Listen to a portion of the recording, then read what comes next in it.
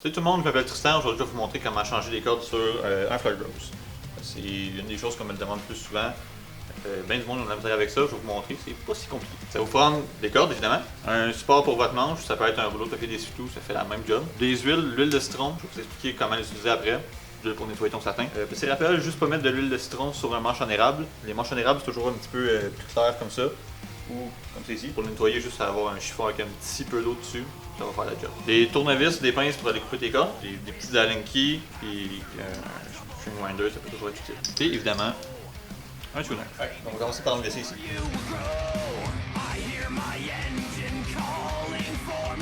On va aller pousser des cordes.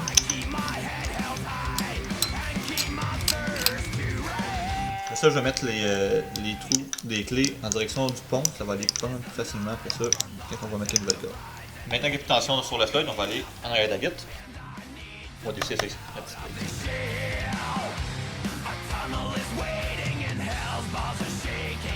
Après ça, pour enlever les springs, c'est vraiment très simple.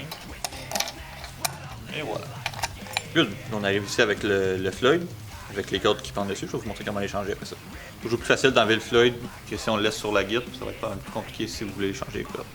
On dévisse les petites vis ici. Vous n'avez pas besoin de dévisser les vis au complet, juste pour pouvoir enlever la corde qui est déjà là. Faites attention, il y a des petits cubes ici qui peuvent s'enlever qui sont attachés à rien. Juste faire attention pour les faire tomber, parce que c'est dur à trouver après ça. Alright, là, avant de mettre les cordes, il y a un petit truc qu'il faut qu'on fasse avant. Il va falloir aller enlever la petite bille ici. Fait que juste la couper après la petite torsade. Là, on arrive avec ça ici. Ça, on fait le chemin inverse. On va aller bloquer la corde. Maintenant que la corde est dedans, on va juste aller tâter ça un petit peu.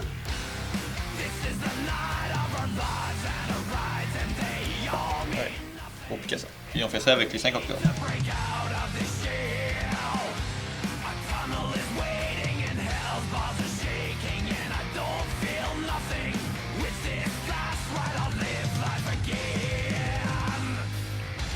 Alright, après ça, je vais juste aller donner un petit angle comme ça.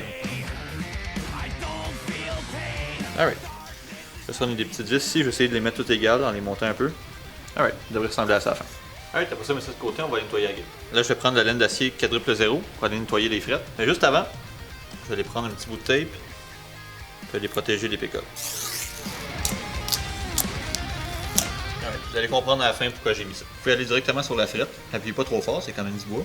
Sur les frettes ici, vous frappez un petit peu plus fort, puis on veut que ça reluise comme un catanel. Alright, c'est bon aussi pour la petite crasse qui s'est accumulée au fil du temps. On voit bien la différence ici entre sablé et pas sablé. Donc vous voyez ici pourquoi j'ai dit qu'on devrait mettre du tape, parce que le pick-up est composé d'aimants, vu que c'est de l'acier, ça colle dessus. En mettant du tape, et voilà. Good, maintenant qu'on a passé la laine, on peut aller huiler notre manche. Good, maintenant qu'on a passé la laine, on peut aller mettre de l'huile. Alright, maintenant on y va généreusement.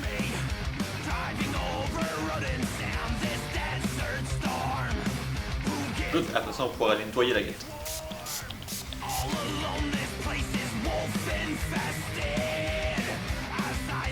Bon, maintenant ça va juste enlever l'excédent d'huile qui restait. Ça peut prendre plusieurs étapes, n'ayez pas peur. Alright, maintenant de retour au corps. Une fois que votre Floyd est mis, c'est pas grave s'il tombe, on va aller l'arranger après. Maintenant on peut aller remettre les ressorts. Maintenant, si vous avez de la difficulté à mettre vos ressorts, vous pouvez lousser les vis qui sont ici. La petite plaquette ici va s'avancer. Vous allez pouvoir mettre vos ressorts plus facilement. Alright, maintenant on va prendre la corde de mi. Moi j'aime bien faire un petit tour comme ça.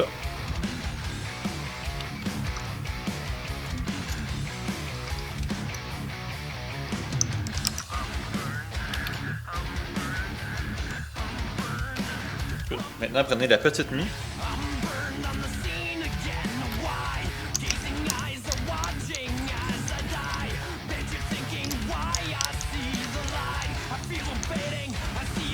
Mettez vos cordes en alternance, comme ça les ressorts en arrière vont mieux travailler.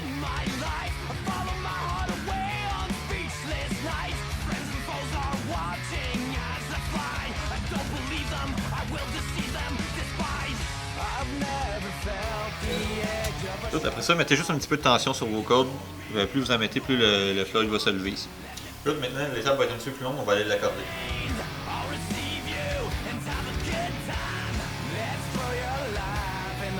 Là, puisque j'ai changé mon gauge de corde, j'ai mis des cordes un petit peu plus grosses, le Floyd va avoir tendance à lever comme ça. On va aller le descendre.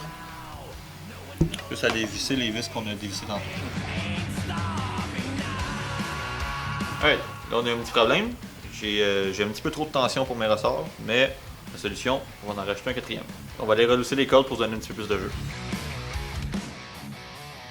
Alright, maintenant qu'il y en a 4, on revient à ce qu'on faisait. Après avoir accordé, si vous voyez que votre Floyd est un petit peu penché vers l'intérieur comme ça, on va aller lousser les ressorts. S'il est plus haut, on va aller les serrer. Alright, maintenant qu'il est tout accordé, puis que le Floyd est droit, on peut recommencer à mettre les vis qu'on a dévissées tantôt.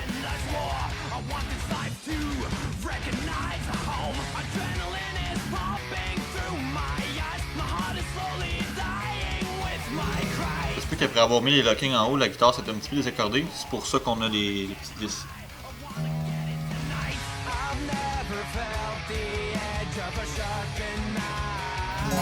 Alright, maintenant il reste juste les deux étages les plus faciles.